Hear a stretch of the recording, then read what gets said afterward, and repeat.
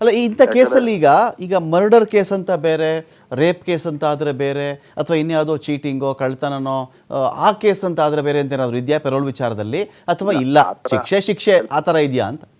ಇಲ್ಲ ಏನಾಗುತ್ತೆ, ಇವಾಗ ಜೀವಾವಧಿ ಶಿಕ್ಷೆ ಬಂದಿರ್ತಕ್ಕಂಥದ್ರಲ್ಲಿ 1 ವರ್ಷ ಯಾರು ಕೇಳಕ್ ಬರಲ್ಲ, ಅದಾದ್ಮೇಲೆ ಕೇಳ್ಬೋದು ಅಂತ ಹೇಳುತ್ತೆ. ಆದ್ರೆ ಇಲ್ಲಿ ಪೆರೋಲ್ ಅಂದ್ರೆ ನಿಮ್ಗೆ ಶಿಕ್ಷೆ ಕೊಡೋದು ರಿಫಾರ್ಮೇಶನ್ಗೋಸ್ಕರ, ನೀನ್ ಈ ತರ ಒಳ್ಳೆನಾಗು ಅದು ಇದು ಅಂತ ಹೇಳ್ಬಿಟ್ಟು, ಹಾಗ ಅಂತ ಹೇಳ್ಬಿಟ್ಟು ನಿಂದ ಆಬ್ಲಿಗೇಷನ್ ಏನಿರುತ್ತೆ. ಫಾರ್ ಎಕ್ಸಾಂಪಲ್ ಒಬ್ಬ ತಂಗಿ ಮದುವೆ ಇರುತ್ತೆ, ತಮ್ಮನ್ ಮದುವೆ ಇರುತ್ತೆ, ಸೊ ನಿನ್ ಅಣ್ಣನಾಗಿ ನಿನ್ ಕರ್ತವ್ಯ ಮಾಡ್ಬೇಕಾಗತ್ತೆ, ನೀನ್ ಹೋಗ್ಬೇಕಾಗತ್ತೆ, ಸೊ ನಿಮ್ ತಂದೆ ತಾಯಿನ ನೋಡ್ಕೋಬೇಕಾಗತ್ತೆ, ಆರೋಗ್ಯ ಸರಿ ಇರಲ್ಲ ಅಂತ ಟೈಮಲ್ಲಿ ನಾನು ಪೆರೋಲ್ ಕೇಳೋಂತ ಅವಶ್ಯಕತೆ ಇದೆ. ಸೊ ಹೀಗೆ ಸುಮಾರು ಅಂದ್ರೆ ಬೇರೆ ಬೇರೆ ಇದಕ್ ಕೇಳ್ಬೋದು ನಾವು ರೀಸನ್ಸ್ಗೆ. ಸೊ ಹಂಗಾಗಿ ಇವಾಗ ಏನಿದು ಡೆತ್ ಆಗಿದೆ, ಇದು ಕೂಡ ಅಂದ್ರೆ ಎಮರ್ಜೆನ್ಸಿ ಮ್ಯಾಟರ್, ಎಮರ್ಜೆನ್ಸಿ ಪೆರೋಲ್ ತಗೋಬೋದಿತ್ತು. ಅವ್ರು ಏನಕ್ಕೆ ತಗೊಂಡಿಲ್ಲ ಅನ್ನೋದಕ್ಕೆ ಅವ್ರು ಏನು ಅರ್ಜಿ ಹಾಕಿದಾರೆ ಅಂತ ಯಾವುದೇ ರೀತಿ ನಮಗೆ ಕಂಡು ಬಂದಿಲ್ಲ. ಅವ್ರೇನೋ ಅರ್ಜಿ ಹಾಕಿ ರಿಜೆಕ್ಟ್ ಮಾಡಿದ್ರೆ ಅದ್ರದ್ದು ಲೀಗಾಲಿಟಿನ ನಾವು ಅದನ್ನ ನೋಡ್ಬೋದಿತ್ತು. ಯಾಕೆ ರಿಜೆಕ್ಟ್ ಮಾಡಿದ್ರು, ಸೊ ಏನಿದೆ ಗ್ರೌಂಡು, ಯಾಕೆ ಬಿಡಬಾರ್ದಿತ್ತು, ಯಾಕೆ ನೋಡ್ಬಾರ್ದಿತ್ತು ಅಂತ ಹೇಳ್ಬಿಟ್ಟು. ನಾವು ಕೂಡ ಅದು ಏನಾಯ್ತು ಅಂದ್ರೆ ದಿಲೀಪ್ ಅವರೇ, ಈಗ ಶನಿವಾರ ತೀರ್ಕೊಂಡಾಗ ಸಹಜವಾಗಿ ಒಂದೊಂದ್ಸಲ ಕೋರ್ಟ್ ಇರಲ್ಲ, ಭಾನುವಾರ ಬಂದುಬಿಡ್ತು, ಸೋಮವಾರ ಏನಾದರೂ ಅರ್ಜಿ ಹಾಕೊಳ್ತಾರೇನೋ, ಕೇಳ್ಕೊಳ್ತಾರೇನೋ, ತುರ್ತಾಗಿ ಅದಕ್ಕೆ ಒಂದು ಅನುಮತಿ ಸಿಗುತ್ತೇನೋ ಅಂತ ನಾವು ವೆಯ್ಟ್ ಮಾಡ್ತಾ ಇದ್ವಿ. ಬಟ್ ನಮ್ಗೆ ಇಲ್ಲಿವರೆಗೂ ಇರ್ತಕ್ಕಂಥ ಮಾಹಿತಿ ಅರ್ಜಿನೇ ಹಾಕೊಂಡಿಲ್ಲ ಅವರು ಅಂತ. ಹೌದು, ನನಗೂ ಕೂಡ ಅದನ್ನೇ ಹೇಳ್ತಾ ಇದೀನಿ.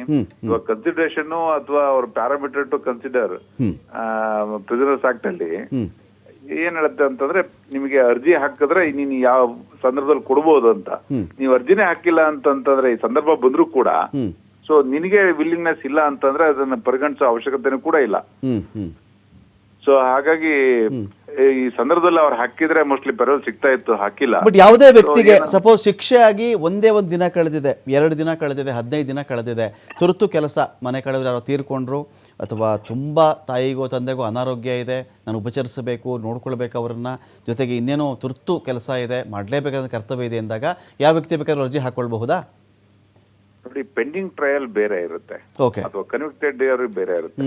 ಪೆಂಡಿಂಗ್ ಟ್ರಯಲ್ ಅಲ್ಲಿ ನಿಮಗೆ ಪೆರೋಲ್ ಬರಲ್ಲ, ಓನ್ಲಿ ಬೇಲ್ ಕೇಳ್ಬೋದು for limited period for certain reasons.